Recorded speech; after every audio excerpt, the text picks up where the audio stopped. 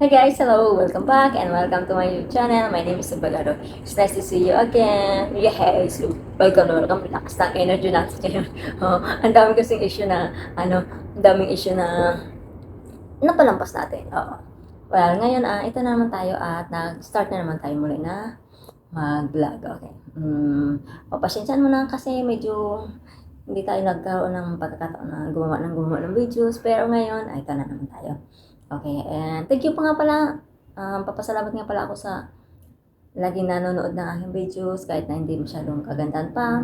Well, sa mga susunod na mga magkakaroon din naman ng improvement yung ating pagbablogin, di ba? Okay.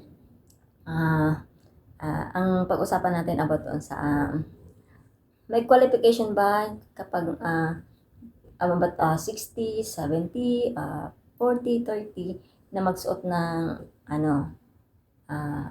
magpa-sexy, magpaganda. Ngayon, may qualification ba yun? Para lang ba yun sa mga para lang sa mga teenagers, sa mga age 20 years old, ganon. Yung mga 30 years old until 80s, hindi na sila pwede magpaganda. Hindi na sila pwede magpa-sexy. Well, for me, sabi nga nila is love yourself, okay? Pag may nakikita ang mga tao na ganong edad na 50 years old, nagpaganda, nagpa-sexy, and then, ang unang iisipin nila is nagmumurang kamatis. Mas better na nagmumurang kamatis kaysa sa parating naiinggit, hindi ba? Ano lang yan, sa mga taong inggitera, oo, yun. Feel lang na insecurities lang sila sa kanilang katawan. Yes. As low as na wala kang ginagawang masama, hindi ka nangaagaw, nagpapaganda ka lang naman, sabi nga, love yourself, di ba? Ay, yun ang pagkakataon mo, yun na lang ang anuhin mo, di ba?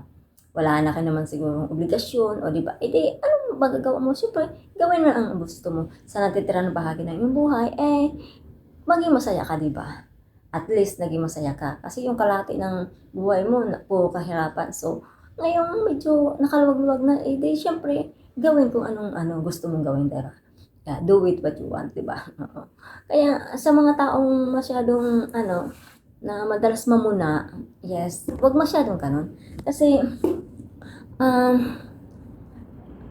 nawawala yung ng mga respeto sa ibang tao. Okay? Yes, ginajudge nyo sila ng huwag nyo i-judge yung isang tao kasi hindi mo alam, diba?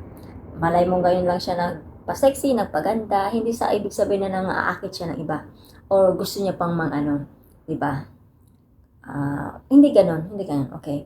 Kaya naman sa mga dyan pag may nakita kayo, maging proud kayo or makita niyo yung parents mo nagpapaganda, papasexy, ay natural, kailangan, para hindi ka iwanan niya ng asawa, anong gagawin? Magpaganda ka, diba?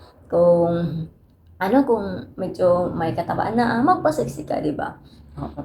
Ganun lang yun. Instead na ka sa iba, na lang, gawin mo para sa sarili mo, di ba?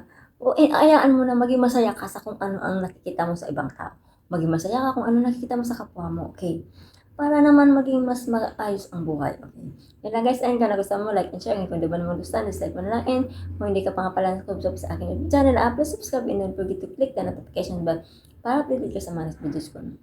And kung ano may nararamdaman mo sa buhay, ano man suliraman mo sa buhay, always remember that goal all the time. Thanks and God bless, and don't forget to smile.